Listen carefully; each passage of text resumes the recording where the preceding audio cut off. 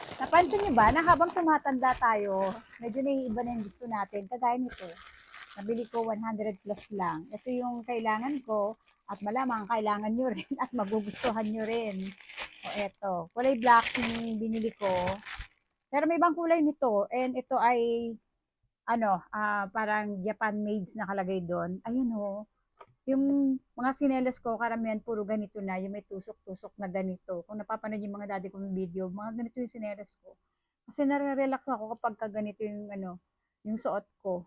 Ito yung binili ko, maganda siya, ayun o, malambot. May ibang kulay nito. Pwede nyo itry yung ibang kulay nito. Black yung pinili ko. Alam niyo kung bakit? Dati kasi meron akong kulay pink kasi nagandahan nga ako sa kulay pink. Ang problema kapag ka ipinanlalabas ko, syempre nagdudumi, no? Nag-aalikabok, lalo pag tag-ulan, naiipon yung dumi. Eh pag black, hindi masyadong kita yung dumi.